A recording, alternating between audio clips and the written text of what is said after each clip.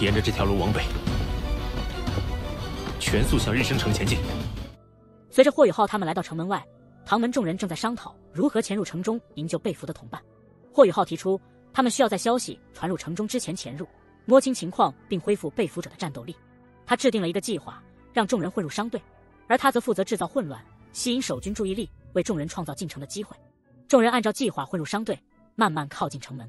此时，南秋秋和叶古一乔装成村妇。南秋秋凭借自己的美貌和机智，成功吸引了负责检查的小队长的注意。他巧妙地与小队长攀谈，拖延时间，同时暗示自己对他的好感，并留下了一个地址，让小队长心生期待。就在南秋秋即将被魂力探测器扫描时，远处突然传来剧烈的爆炸声，引起了城门处所有人的注意。小队长立刻意识到情况不妙，高声下令关闭城门。南秋秋趁机表现出惊恐，依偎在叶古一怀中。小队长则毫不犹豫地指挥手下搬起魂力探测器撤退，准备关闭城门。在混乱中，唐门6人趁机跟着士兵们冲入城中，城门迅速关闭。徐三石和菜头、季绝尘和金子嫣先行进入城内，而南秋秋和叶古一则留在原地观察着城门关闭的瞬间，心中暗自庆幸计划的成功。众人很快聚集在一起，徐三石对南秋秋的演技赞不绝口，而南秋秋则谦虚地表示这是霍雨浩对人性的精准判断。叶古一也认为霍雨浩的计划虽然看似危险，但实际风险并不大。众人决定先找个地方安顿下来，等待霍雨浩进城。与此同时，霍雨浩通过施展亡灵魔法制造了剧烈的轰鸣声，成功吸引了城门守军的注意力。他利用地狱之门召唤出骷髅兵和僵尸，朝着魂导师阵地冲去。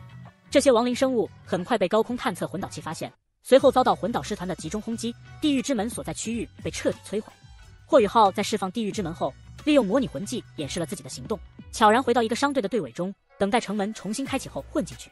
霍雨浩通过精神探测感知到伙伴们已经进城了，于是决定自己也行动。他观察到城头上的探测魂导器后，嘴角露出一丝冷意。他悄悄离开商队，在一处有地形遮挡的地方坐下，开始调整自己的状态。他闭上双眼，减缓体内魂力的流淌速度，进入一种奇妙的状态。霍雨浩利用强大的精神力将自己的魂力完全封印，使其静止下来，暂时变成一个普通人。经过半个时辰的努力，他成功的让自身不再有任何魂力波动。随后，他悄然回到商队中，借机靠近队列前端。半个时辰后，城门重新开启，霍雨浩顺利通过魂力探测魂导器的检查，成功混入城中。进入日升城后，霍雨浩发现城内的防御虽然森严，但并没有感受到强者的气息。城内街道上人流熙攘，与普通城市无异。他意识到，此行的首要任务是探查俘虏被关押的位置和守卫力量，这些情报比直接救人更为重要。史莱克学院曾叮嘱他们，行动中要以自身安全为第一要务。霍雨浩找到伙伴们留下的记号后，并未急于会合，而是开始在城内闲逛，收集情报。他穿着普通的粗布衣服，伪装成搬运货物的苦力，毫不起眼。在行走过程中，他缓慢解除对魂力的封印，避免魂力突然爆发对经脉造成损伤。1个多时辰后，天色渐暗，霍雨浩的魂力完全恢复到最佳状态，为后续的行动做好了准备。霍雨浩在日升城内谨慎行事，凭借自己的精神力进行探查。他估算自己已经进入城市的核心区域后，开启了精神探测，集中精神力向一个方向探查。他发现日升城中心布置了大量高阶魂导器，甚至可能有9级魂导器存在。这些魂导器与高空探测魂导器相结合，形成了一张严密的防御网，使得日升城的防御力量极为强大。霍雨浩还注意到，城墙边缘有许多用于监听地下动静的管子，说明日升城对地下的防御也十分重视。他推测人质最有可能被关押在地下，因为那里更利于防御，且符合日月帝国的建筑风格。然而，他并未发现圣灵教的踪迹，这让他感到疑惑，因为圣灵教不可能不对这些人质感兴趣。回到唐门众人选择的中型酒店后，霍雨浩与徐三石交流了探查的结果。徐三石提醒霍雨浩不要对自己要求太苛刻，毕竟他们才刚到日升城。两人决定休息，第二天再继续探查。霍雨浩与季绝尘同住一间房，季绝尘的建议强烈，但霍雨浩凭借自身实力轻松化解。季绝尘对霍雨浩的实力感到惊讶，询问他的修为。霍雨浩解释说，他们需要智取，而非硬拼，因为敌人实力强大。季绝尘对此并不感兴趣，很快又继续冥想。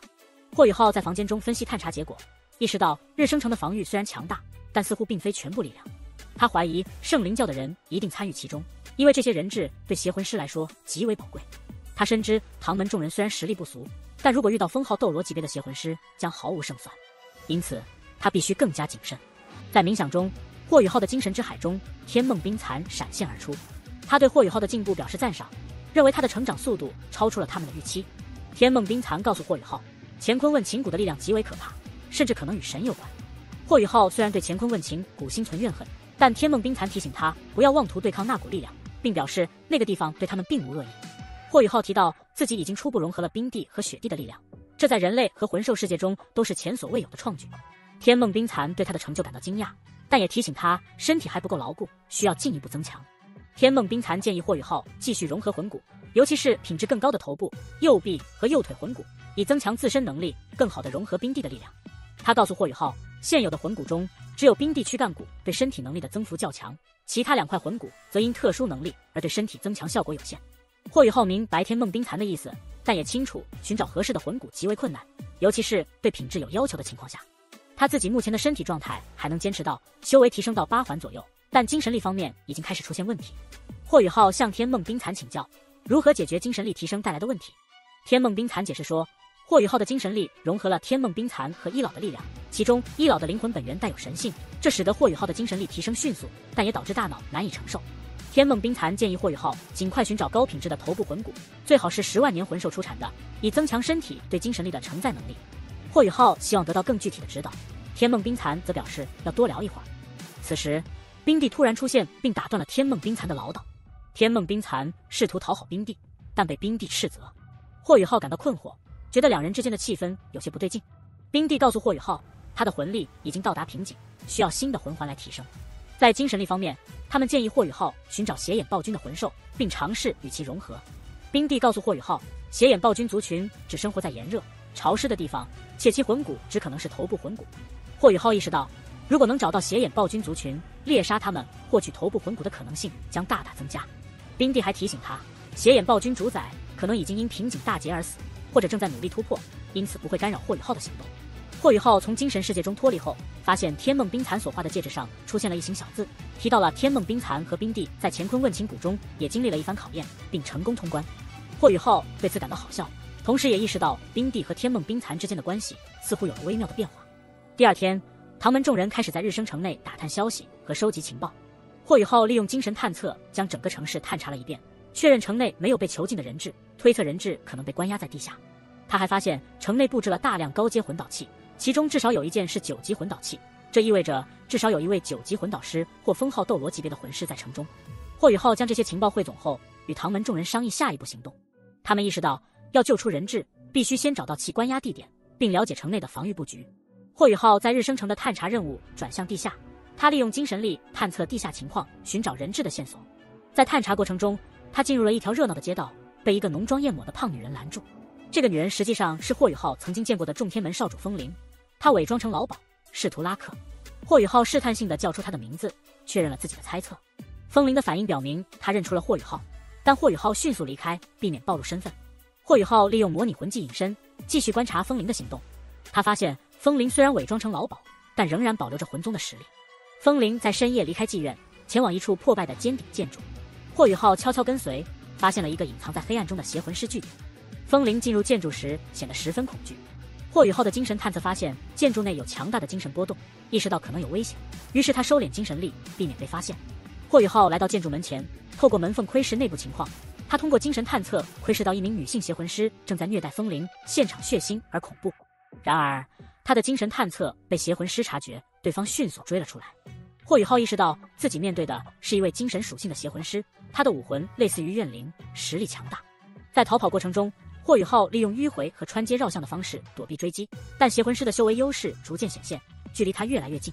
邪魂师发出一声无声的长啸，扭曲了周围的天空，使高空探测魂导器无法探测到他们。霍雨浩受到声波攻击的影响，大脑剧痛，但他凭借强大的精神力勉强抵抗。邪魂师对自己的攻击效果感到意外，因为他认为霍雨浩应该已经被重创。他决定继续追击，发出咒怨技能，试图控制霍雨浩的灵魂。霍雨浩感到灵魂深处的冰冷和战栗，但他没有继续逃跑，而是停下脚步，转过身来，准备和邪魂师正面对抗。